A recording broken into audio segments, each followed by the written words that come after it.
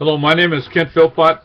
This is actually the fifth in a series of videos, beginning with Santeria, then moving to Wicca, and then Charisma, and then the last segment or series was called Connections. Those things that connected Santeria, Wicca, and Charisma. But there's another element that is also connected, which I chose in the book that we're producing in this, that is Earth and Vessel Publishing, is dealing with contemplative prayer, or centering prayer, a number of different names for it. And I chose to make it an appendix to this little book, along with two others, an appendix dealing with yoga and Zen, and then another one, the last one, just on meditation. And I'm going to be dealing with those, yoga and Zen, and then meditation coming up. But here I want to focus strictly on contemplative or contemplative prayer. I don't really know which is the right one, and sometimes I struggle with the pronunciation. But anyway, here we go. The focus here is contemplative prayer, which is largely the same as centering prayer and is identified with what is known as contemplative spirituality. Now, the first major heading, a connection with Christianity. Contemplative prayer will share a theology common to mainstream and historic Christianity, yet may involve certain techniques like the passive state of mind that then moves it into a category similar to that of Santeria, Wicca, and Charisma. While a doctorate student at San Francisco Theological Seminary in San Anselmo, California, Presbyterian School, my previous education had been at a Baptist seminary, I had occasion to learn about contemplative forms of Christianity.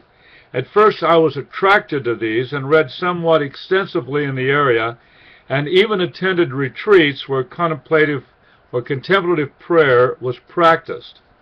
For some reason, it never worked with me. In fact, I would engage in some rather heated debates with some of the so-called spiritual mentors, but I learned firsthand what was involved. For years, from 1980 onward, I heard little of contemplative spirituality, and when I did, it was from books by those identified with the emerging church movement.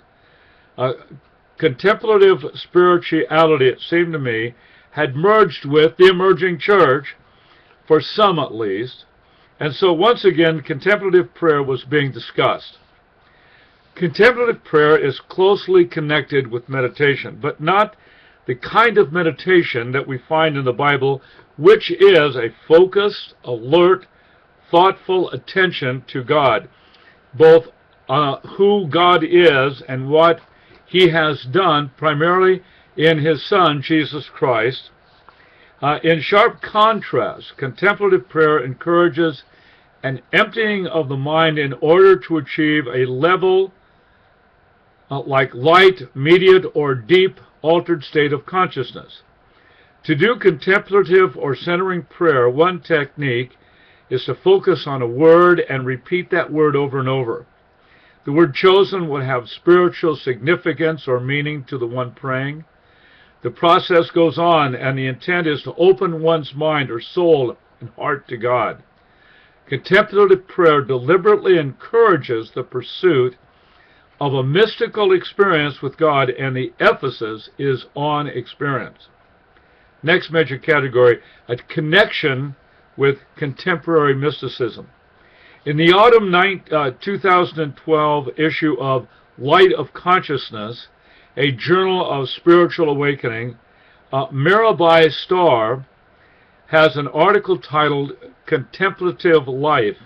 By way of illustration, I will highlight some points she made in the above-mentioned article. Mirabai Starr points out that many of the world's religions, including Christianity, have to do with contemplative states, contemplation, meditation, interior prayer, mental prayer, centering prayer. These are essentially synonymous terms, and our means of meeting with the divine presence. And I agree with her. It is in such states of consciousness, the altered and passive states of consciousness, that a person will encounter otherness. Where it is sought, the divine presence reveals itself. Starr then describes a process whereby, in my view, a person becomes invaded by the divine presences that show up in the altered state. She outlines 3 stages of the process. Stage 1 is termed purgation or via purgativa. It means to empty, to get rid of, to purge out of you. This is where a person surrenders and leaves behind whatever God concepts he or she might have. So the door, in my opinion, is open to whatever is waiting to come in. Stage 2 is called via illuminativa, where that which is divine, the divine light, is poured into the now purged, clean, and waiting empty vessel. And now captivation of the one praying or meditating takes place. In my view, this is where possession by unclean spirits takes place. Stage 3 is union, or via unitiva. Of course, this union is what is sought in yoga, for instance, not the exercise form of yoga, and is the real and actual intent of yoga. Here the self, where little is left, while what little is left of it, joins with or merges with the one, and actually disappears. The self disappears. You've got this emptiness. You've eliminated any kind of concept of God that you've had at all, and now you are purged and cleaned, and now you're going to be illumined. You're going to be captivated or captured by a divine presence. Starr points out that this is precisely what the Christian mystics were aiming at in their contemplative practices, to be at one with God, to be in union with the Almighty. But were these Christians, like John of the Cross, Teresa of Avila, what were they really in touch with? What they were engaged in, and what Mirabai Starr advocates, is nothing close to biblical or historic Christianity. One of the chief points Starr makes is that the deep meditative state will change a person dramatically because of the profound spiritual insights thereby attained. And I agree with her. As I have mentioned prior, when one encounters genuine spirituality, actual and real spirit, one is transformed. Strict materialism will be abandoned immediately, and there is a drawing toward the spiritual and the mystical, almost regardless of what religion or spiritual practice is the venue for the drawing. And this meets my own experience. But, and once again, it is necessary to recognize that all that is spiritual is not good nor God. If Satan is thought of as obviously, visually evil and blatantly demonic, then deception is all the more probable.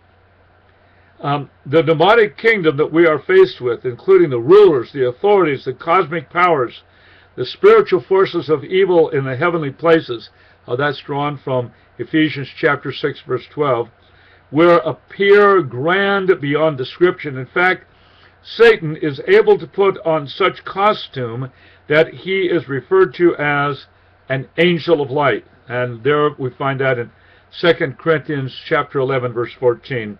So, who could resist? Contemplative prayer, Santeria, Wicca, and charisma, these have a common denominator, a connection, and that is the encounter of spiritual beings that rarely, but not always, appear horrific and demonic.